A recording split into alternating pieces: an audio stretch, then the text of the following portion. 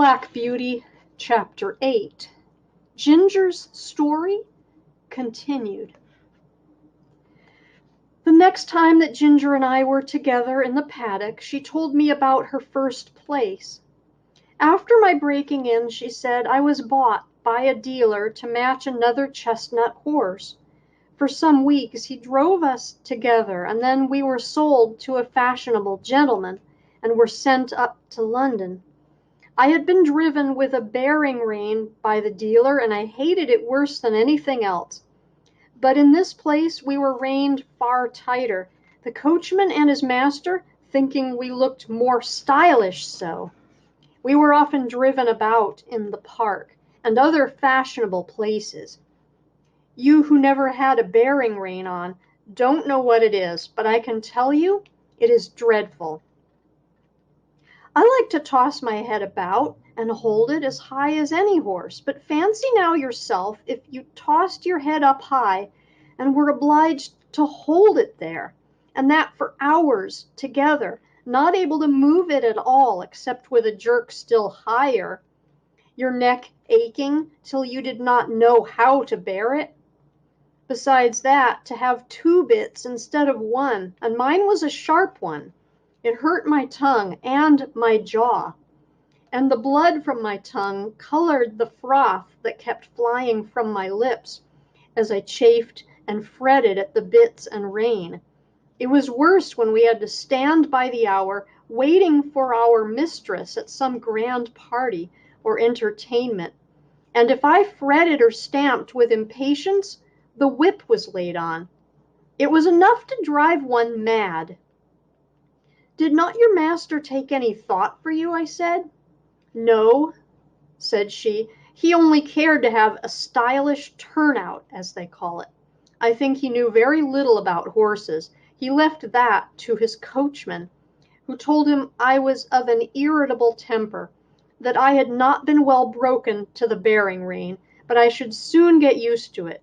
But he was not the man to do it, for when I was in the stable, miserable and angry, instead of being soothed and quieted by kindness, I got only a surly word or a blow. If he had been civil, I would have tried to bear it. I was willing to work, and ready to work hard, too, but to be tormented for nothing but their fancies angered me. What right had they to make me suffer like that? Besides the soreness in my mouth and the pain in my neck, it always made my windpipe feel bad, and if I had stopped there long, I know it would have spoiled my breathing. But I grew more and more restless and irritable. I could not help it, and I began to snap and kick when anyone came to harness me. For this, the groom beat me, and one day, as they had just buckled us into the carriage and were straining my head up with that rein, I began to plunge and kick with all my might. I soon broke a lot of harness and kicked myself clear. So that was an end of that place. After this I was sent to Tattersall's to be sold. Of course I could not be warranted free from vice, so nothing was said about that. My handsome appearance and good paces soon brought a gentleman to bid for me, and I was bought by another dealer. He tried me in all kinds of ways, and with different bits, and soon found out what I could bear. At last he drove me quite without a bearing rein, and then sold me as a perfectly quiet horse to a gentleman in the country. He was a good master, and I was getting on very well, but his old groom left him, and a new one came. This man was as hard-tempered and hard-handed as Samson. He always spoke in a rough, impatient voice, and if I did not move in the stall the moment he wanted me, he would hit me above the hocks with his stable broom or the fork, whichever he might have in his hand. Everything he did was rough, and I began to hate him. He wanted to make me afraid of him, but I was too high-mettled for that.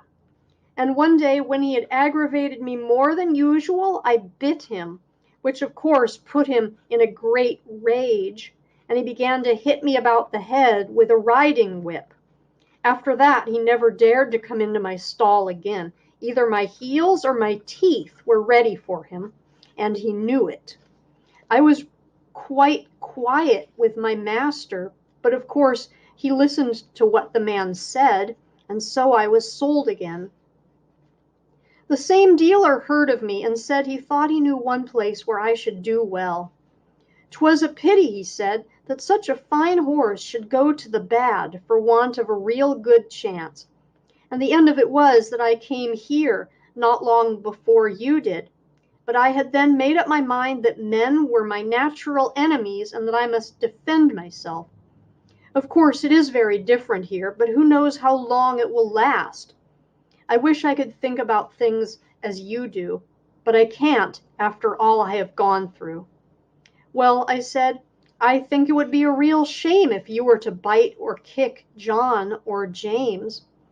I don't mean to, she said, while they are good to me. I did bite James once pretty sharp, but John said, try her with kindness. And instead of punishing me, as I expected, James came to me with his arm bound up and brought me a bran mash and stroked me.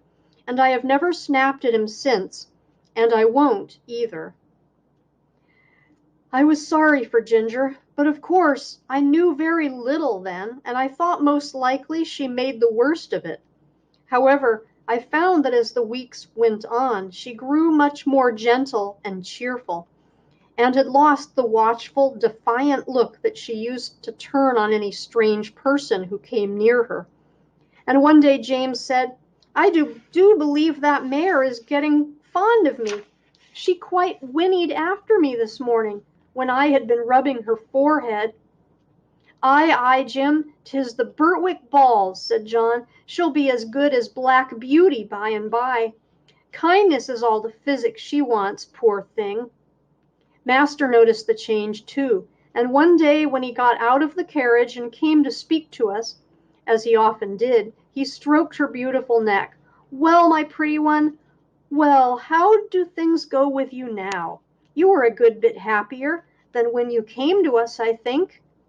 She put her nose up to him in a friendly, trustful way, while he rubbed it gently. We shall make a cure of her, John, he said. Yes, sir, she's wonderfully improved. She's not the same creature that she was. It's the Birtwick balls, sir, said John, laughing.